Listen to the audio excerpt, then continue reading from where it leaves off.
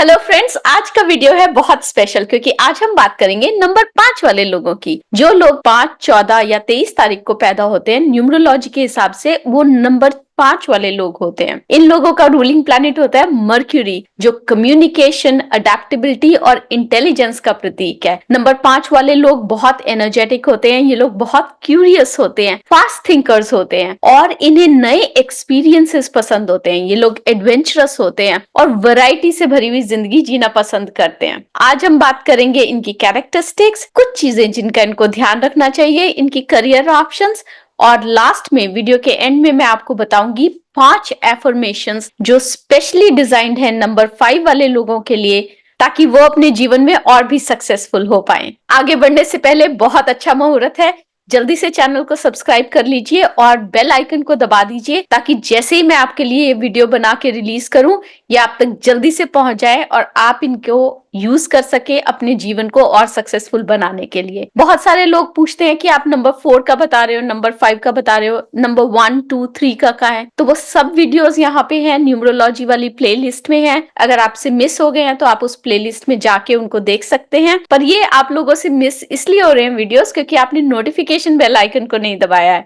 तो सब्सक्राइब किया हुआ है चैनल को अगर, तो नोटिफिकेशन बेल आइकन को जरूर दबा लीजिए ताकि नए वीडियोस आप तक एकदम से पहुंच जाए। कर लिया सब्सक्राइब और नोटिफिकेशन बेल आइकन ऑन कर दिया? अब चलते हैं आगे। तो नंबर 5 वालों की कैरेक्टरिस्टिक्स क्या है? पहली कैरेक्टरिस्टिक है कि ये हाईली अडेप्टेबल है। नंबर 5 वाले लोग सिचुएशन के हिसाब से खुद को बहुत आसानी से अडेप्ट कर लेते हैं।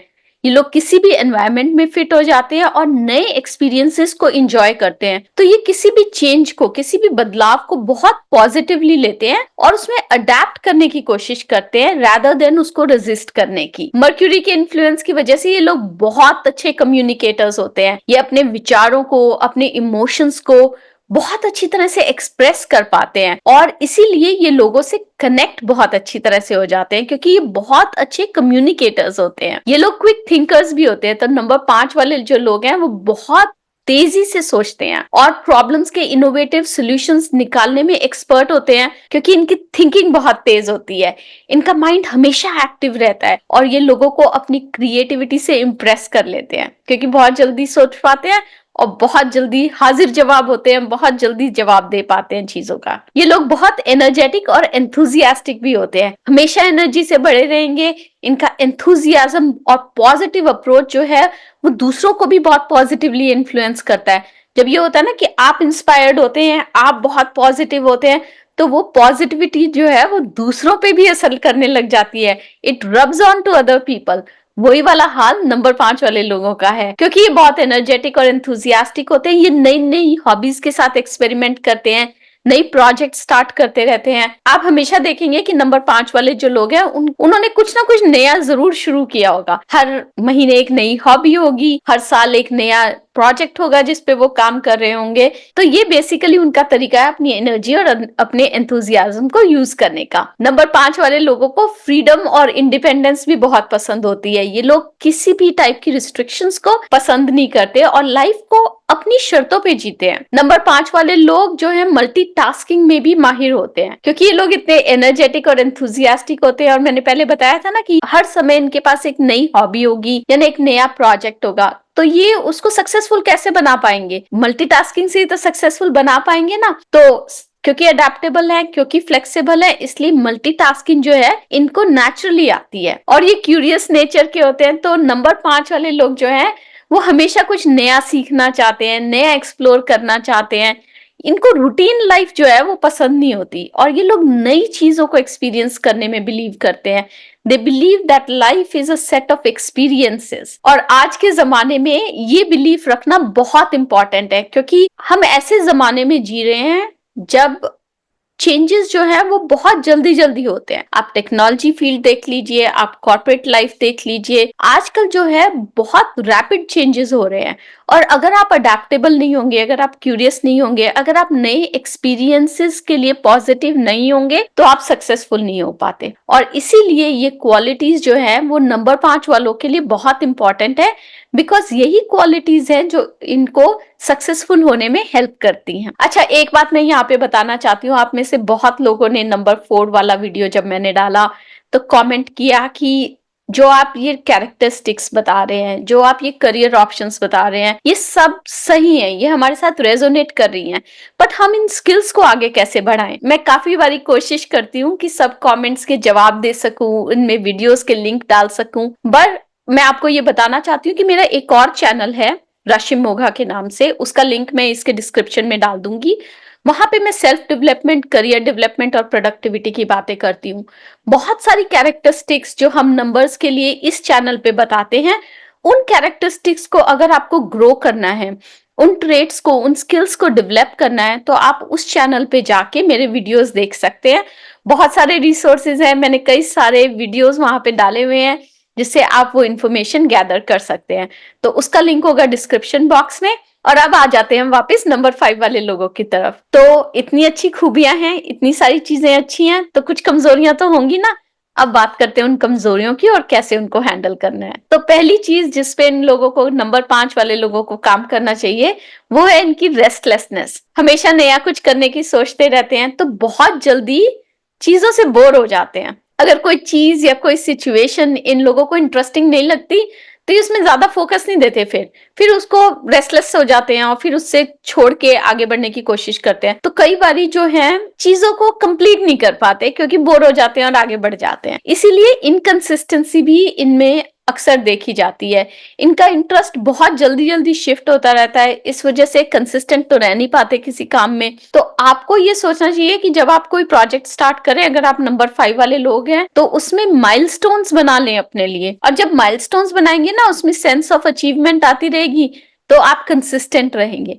नहीं तो बहुत चांसेस है कि आप लोग उसमें डिसइंटरेस्टेड हो जाएंगे, रेस्टलेस होने लग जाएंगे और फिर उस काम को तो छोड़ देंगे, कोई नया काम पकड़ लेंगे पहले वाले काम को कंप्लीट किए बिना। तो नंबर 5 वाले लोग हैं, एडवेंचरस हैं, तो कभी कभी बिना सोचे समझे डिसीजन ले लेते हैं, इम्पल्सिव हो जाते हैं।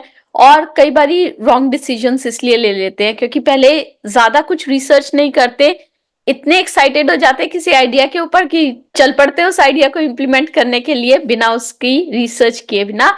और इसीलिए कई बार बाद में इन पर रिग्रेट्स भी होते हैं कि यार ये शुरू तो कर लिया, हमने तो सोचा था इससे बहुत बेनिफिट होगा, पर वो बेनिफिट मिला नहीं।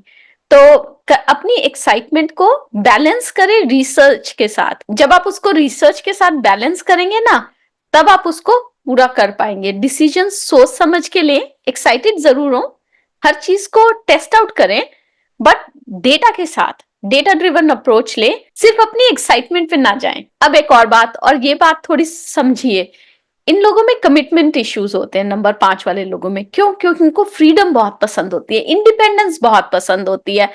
तो रिलेशनशिप हो या करियर हो, अगर इनको वो फ्रीडम, वो इंडिपेंडेंस नहीं मिलती, तो इन लोगों के लिए कमिटमेंट निभाना मुश्किल हो जाता है। तो क्या करें?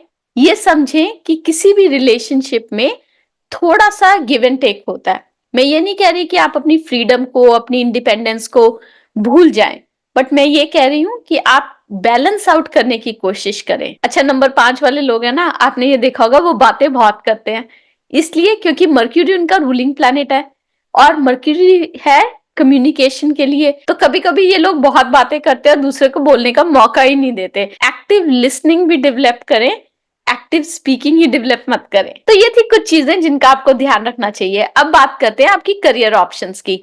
तो पहली career option sales and marketing. Obviously great communicators हो, जल्दी से सोच पाते हो, तो सेल्स एंड मार्केटिंग के फील्ड में एक्सेल करोगे, लोगों को इंप्रेस कर पाते हो अपनी बातों से, हाजिर जवाब हो, वो सारी स्किल्स जो है आपकी, वो इस जॉब और इस प्रोफेशन में काम आएंगी। फिर है ट्रैवल एंड टूरिज्म। एडवेंचरस हो, नए एक्सपीरियंसेस का प्यार है आपको, तो ट्रैवल इंडस्ट्री में आप परफेक्ट रहोगे।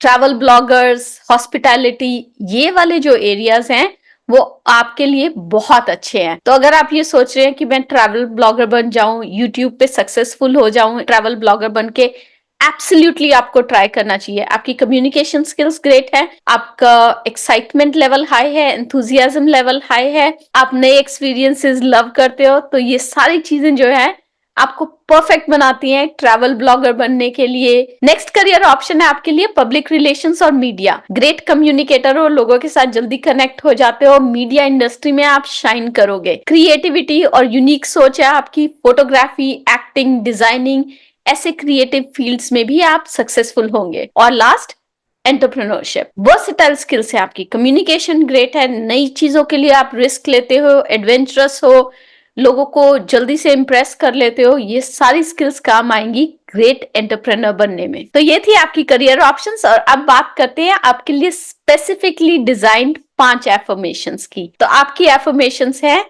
I live my life with excitement and adventure. I use my freedom and independence for growth and success. I express my ideas confidently. I say yes to opportunities with curiosity and excitement. And I make thoughtful decisions. तो number 5 वाले लोग, आपकी energy high है, enthusiasm high है, आप बहुत adaptive हो, आप अपनी जिंदगी को पूरे तरीके से जीना पसंद करते हो और किसी भी रूटीन या मोनोटोनी को पसंद नहीं करते। अगर आप लोग अपनी इम्पल्सिवनेस, अपनी इनकंसिस्टेंसी को कंट्रोल कर लेते हो तो लाइफ के हर एस्पेक्ट में आप सक्सेसफुल हो सकते हो। आप अपनी डेली एफर्मेशंस यूज कीजिए और अपने सारे गोल्स अचीव कीजिए। तो ये था आज का वीडियो नंबर 5 वाले लोगों के लिए। मैं यूनिवर्स से प्रार्थना करती हूँ कि आपकी सारी इच्छाएं पूरी हो।